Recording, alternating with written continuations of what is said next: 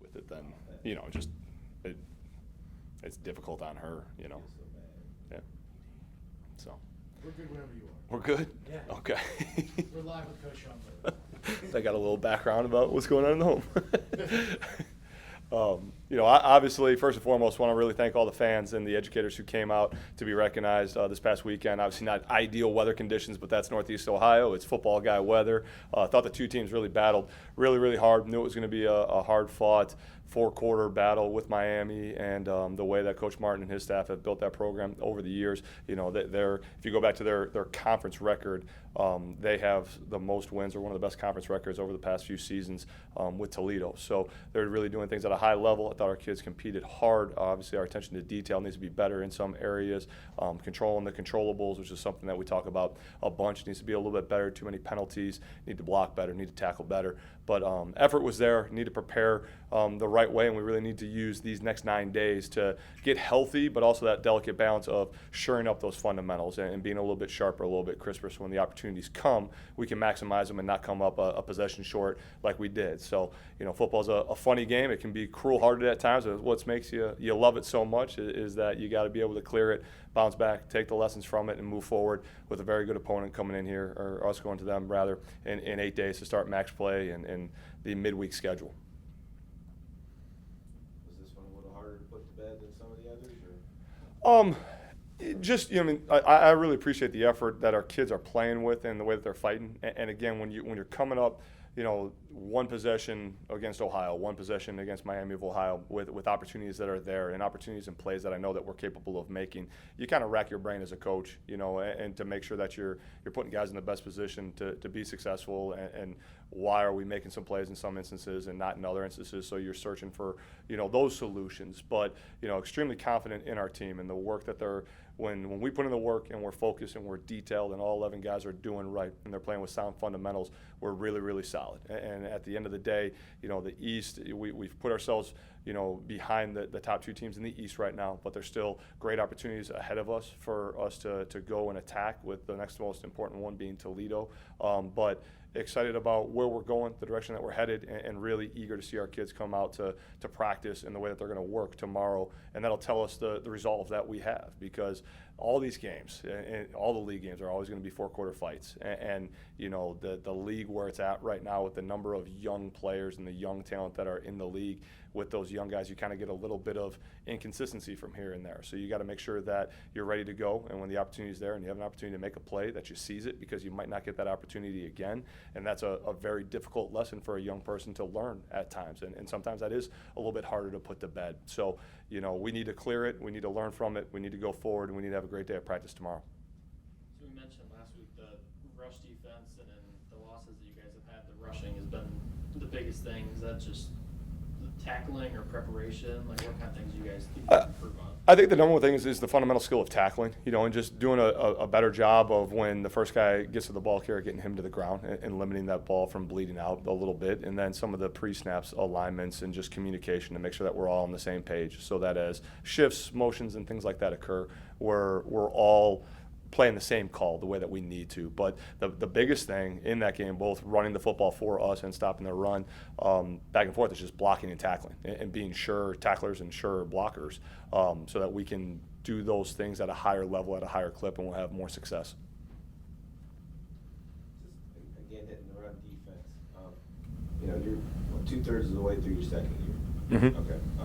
I'm just kind of, just looking at physically, you haven't had enough time to get everybody you want, everywhere you want. That's obvious. But yet, I just kind of want to know what kind of coach, like if you had an ideal situation as far as stopping the run goes, do you want to be a little bit bigger than you are? And I'm just looking at weights and the matchups. That's Sure. a call for you guys. Sure. I think across the board, wherever you can be bigger, faster, stronger, that's ideal. Our guys have done a good job developing their strength, adding some weight and everything. But across the board in this game and the style in which that we want to play, in every single position where we can be bigger, faster, and stronger, and our kids continue to do a great job developing in those areas, we'll be sure at the point of attack on both sides of the ball. On the other side of the ball, your guys' rushing, you mentioned how important it is for you guys. Is there any concerns about the production? Is it just guys getting back from being full health, or?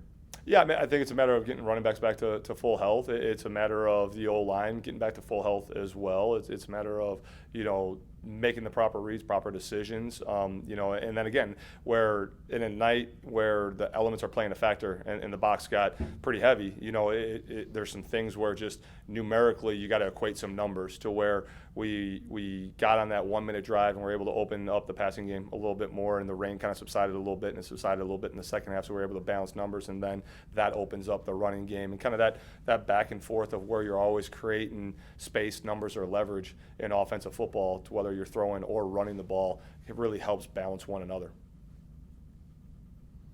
Hit this real quick, run defense again. Just kind of, okay, do you have to, based on these numbers, and again, I'm looking, a true freshman, 300-pounder, Mm-hmm. right? Other than that, a couple guys decent size, but you're giving up 30, 40 pounds, up front, matchup-wise. Okay. Okay. Do you have to devote more guys up? Do you kind of have to mask that a little bit more than you would like to? Do you have to put more guys up in the line of scrimmage to make up for that physicalness? Yeah, again, I think it's always a numbers game, to where we're always looking on both sides of the ball to where we can get a hat advantage, so that we can be proper one way or the other. But there's no magic sauce to how we're going to stop that. I truly believe that, when it comes to being tough and being hard-nosed the way that we want to, part of that is that we're committed to our scheme, and that we just need to get better at our scheme. We need to continue to grow and develop, and that's going to take time at certain points in time, right? Everyone wants it to happen quick, but to bake the cake the right way, you can't just throw the cake in the microwave. You got to let the oven warm a little bit. You got to let it marinate. You got to let it do its thing, and you can't rush that process. Now, we are doing that as exponentially as possible, right? But to continue to grow in the weight room, to continue to get bigger and stronger, that's going to take time. It's to do it the right way so that it can be sustained, for the duration of what we want to build. But in saying that, in the same breath, I'm very, very impatient with it, because there's the Nick Faulkners, there is the Matt Barrs, there is the Theo Majets, who they don't have time. They got 4 more opportunities, and we need to earn the right to play more football because of them and what those kids have invested. And so we need to find ways to make that right, and we will. No one's searching for those solutions more than our staff and for our kids.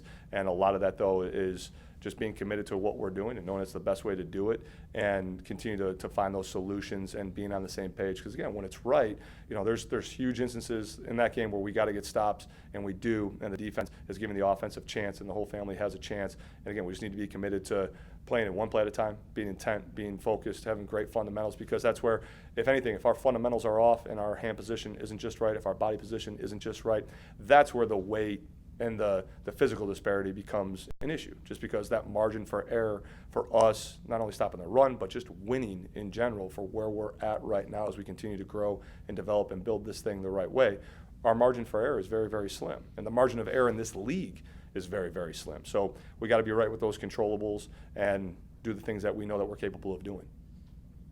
The rest of the season, you guys have a Tuesday, a Thursday, and a Friday game. Do you look at that as just a couple days, like extra days to prepare, and you can add some stuff? Like, how does that impact your day-to-day? I think the biggest thing at this point in time in the season, kind of 2/3 of the way through, and speaking to health and where we're at, I think everyone in the league with the non-conference schedules that we play is a little bit banged up. So it's a double-edged sword, to where you really have to balance, okay, we have extra days to prepare, but we also need to utilize the time that we have and be smart about it to get people healthy. So we always track kind of the snap counts and the number of plays that guys are playing, and certain guys, are at a certain point in time in their career, with their experiences and their mental maturity and just where they're at in their journeys. You kind of look at each one case by case, and the 105 different individual cases that we have, we'll put some guys on the shelf for a few extra days so that they can get healthy, because that's the most important thing that they need. A guy like a Matt Barr, who's a 6-year senior, who knows the plan, who mentally can get good mental reps and doesn't necessarily need the physical work. He physically needs to get healthy. He'll have a different plan than, say, one of our redshirt freshmen who's been on the service team, and what we can do to develop him so that in the long haul, he's going to be right for his individual career. So we really look at it case by case and make sure that we're not chasing too many ghosts, because you get extra time as coaches. That's where you start over scheming and different things, and then how are you going to be good at the base things that you want to do? So just balancing those two things to where, all right, we have the best plan in place, and then also that we're as healthy as we can be because we have a little extra time to get healthy.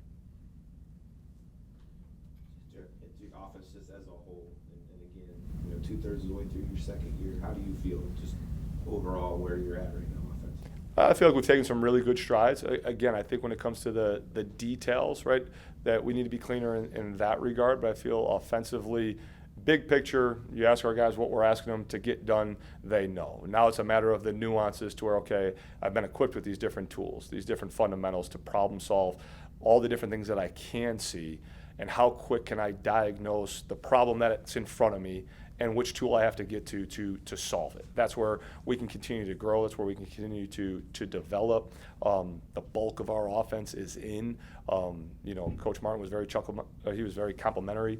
A week ago and after the game, you guys have a bunch of offense in. It's amazing that you're able to get as much done and be as efficient with it as you are. So our kids do a great job with that. And now it's just really kind of understanding the nuances of where the ball is going to be, what leverage do I need to have, and the different angles that I need to play with, and the fine details of what we're going to do, because the macro stuff really isn't going to change a whole lot. I was thinking about after the game, you go back to before the fall, your preseason camp. Okay. You're looking at, Woody's your quarterback. Mm-hmm. Joel's your best running back. Kerrigan's your best receiver.